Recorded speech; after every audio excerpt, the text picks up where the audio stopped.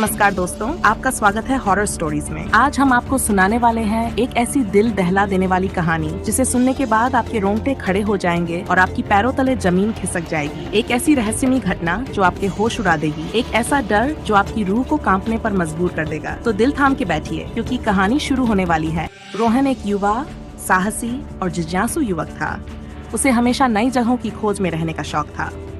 अपनी शैक्षणिक और पेशेवर जीवन के दौरान उसने अनेक जगहों की यात्रा की थी, लेकिन एक दिन उसकी मुलाकात एक अनोखे और रहस्यमय होटल से हुई जिसका नाम था होटल रुद्राक्ष। ये होटल एक छोटे से शहर में स्थित था और इसकी इमारत भव्य और पुरानी थी, जो उसके आसपास के वातावरण में एक अद्वितीय आकर्षण पैदा कर रही थी। होटल का अनोखा वातावरण जब रोहन ने होटल में प्रवेश किया तो उसे वहाँ की खामोशी और अजीब सी शांति ने आकर्षित किया। रिसेप्शन पर एक वृद्ध महिला बैठी थी जिसकी आंखों में कुछ रहस्यमय सा था। उसने रोहन को चाबी देते हुए चेतावनी दी, यहाँ ठहरने से पहले सोच लो, यह होटल किसी और की यादों में बसा है। लेकिन रोहन ने उसकी चेतावनी को नजरअंदाज कर दिया और अपने कमरे की ओर बढ़ गया। कमरे में पहुंचते ही रोहन ने देखा कि दीवारों पर पुराने चित्र लटके हुए हैं और फर्नीचर भी जर्जर था। ये सब देखकर उसे थोड़ी अनजानी सी घबराहट हुई, लेकिन उसकी जिज्ञासा ने उसे आगे बढ़ने के लिए प्रेरित किया। जैसे ही वह बिस्तर पर लेटा, उसने अचानक अजीब आवाजें सुननी शुरू की। पहले तो उसे लगा कि यह उसकी कल्पना है, लेकिन जैसे जैसे रात गहराई, आवाजें तेज होती गईं। रहस्यमय आवाजें। वह उठकर खिड़की से बाहर देखने गया। बाहर अंधेरा था, लेकिन उसे जंगल के भीतर कुछ छायाएं चलती हुई दिखाई दी। उसके मन में जिज्ञासा और डर का मिश्रण था। कुछ ही देर बाद उसने देखा कि एक सफेद वस्त्र में लिपटी एक महिला उसके सामने खड़ी है। उसकी आंखें लाल थीं और वह उसे घूर रही थी। तुम कौन हो? रोहन ने डरते हुए पूछा। महिला ने कहा, मैं इस होटल की आत्मा हूँ, मुझे अपनी कहानी सुनानी है।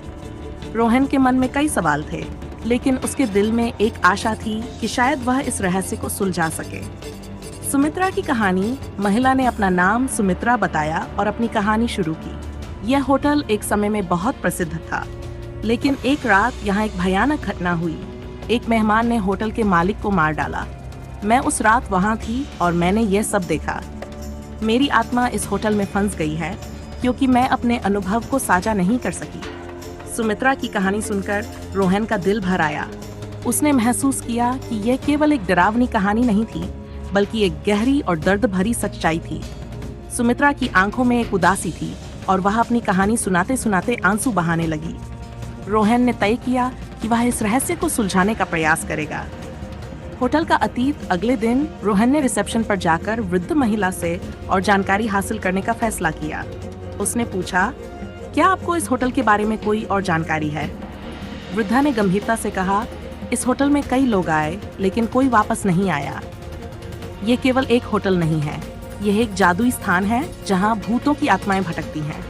इस बात ने रोहन को और भी उत्सुक कर दिया। उसने शहर के स्थानीय लोगों से बात करने का निर्णय लिया। आसपास के लोगों से बातचीत करते हुए उसे पता चला कि होटल में अजीब घटनाएं हुई थीं।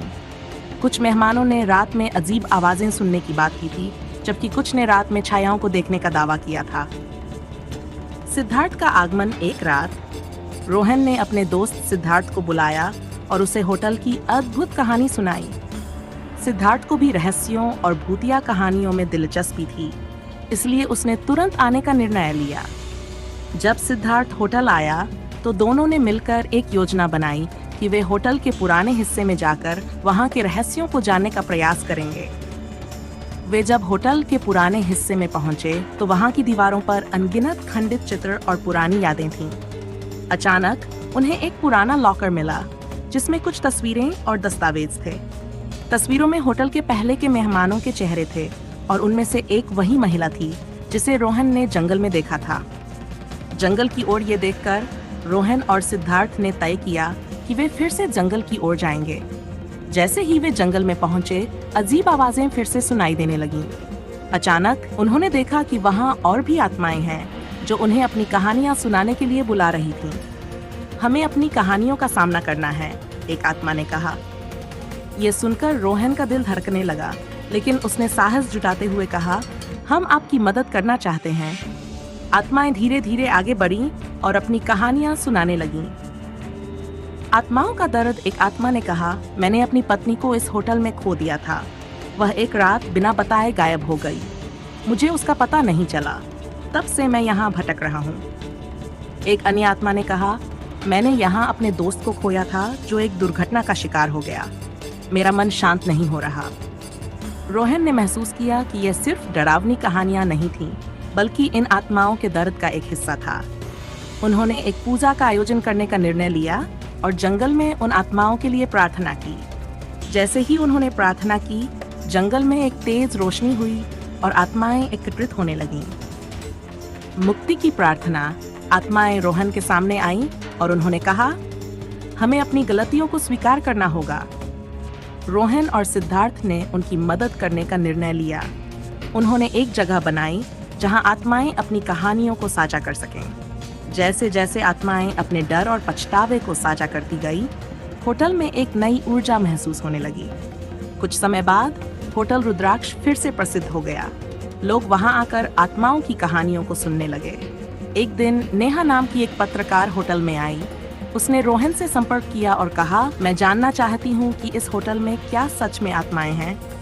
नेहा का आगमन। रोहन ने उसे सब कुछ बताया और नेहा ने अपनी स्टोरी के लिए आत्माओं की कहानियों को रिकॉर्ड करने का निर्णय लिया। जैसे ही नेहा और रोहन ने होटल के अनुभवों को साझा किया, अचानक एक रात होटल में अंधेरा छा गया।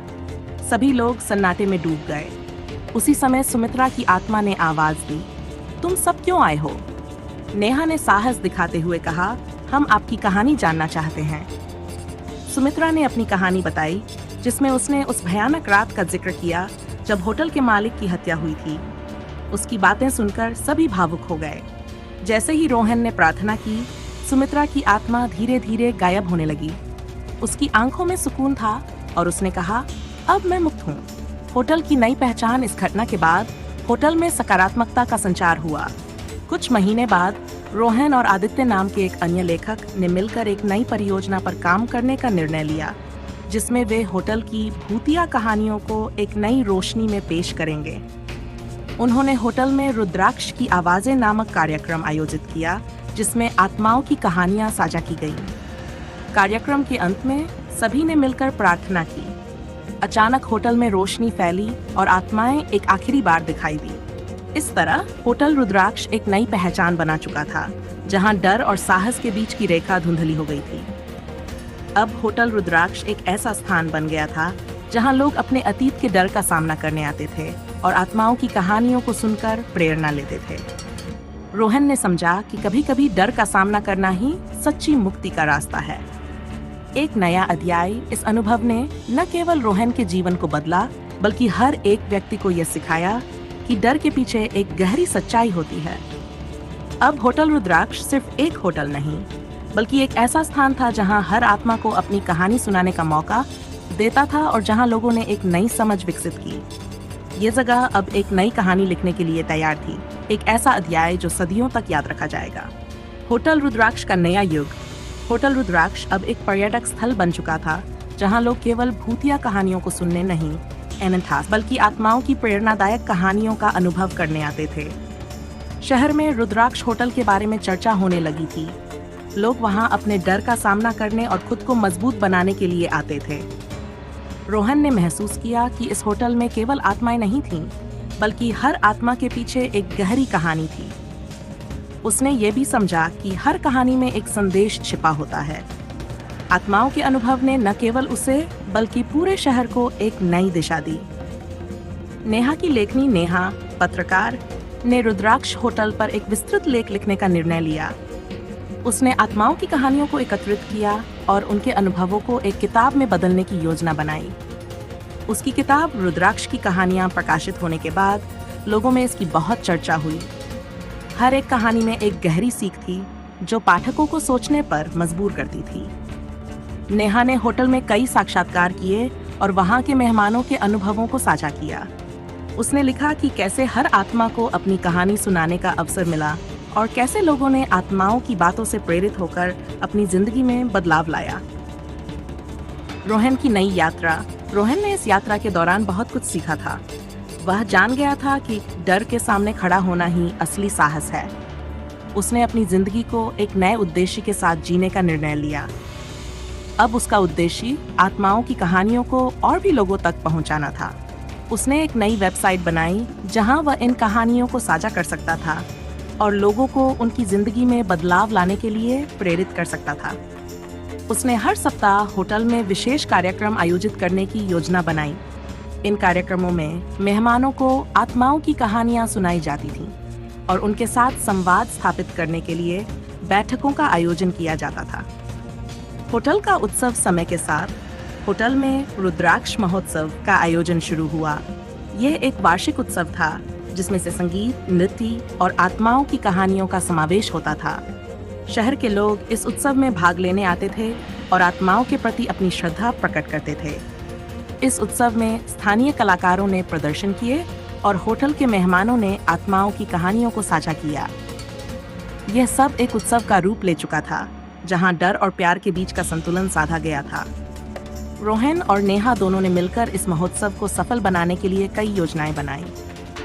आत्माओं का आभार। एक रात जब उत्सव चल रहा था, अचानक सभी मेहमानों के सामने एक अद्भुत घटना घटी। जैसे ही रात का अंधेरा छाया, होटल के चारों ओर एक प्रकाश की रेखा बनी। आत्माएं फिर से प्रकट हुई और उन्होंने सबको धन्यवाद दिया।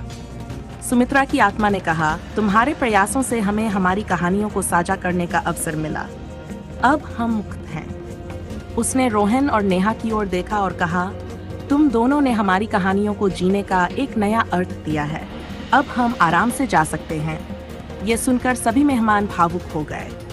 रोहन और नेहा ने आत्माओं के प्रति आभार व्यक्त किया और उनकी याद में एक छोटी सी प्रार्थना की। सच्चाई का सामना। इसके बाद रोहन ने महसूस किया कि डर और प्यार दोनों में एक गहरा संबंध है।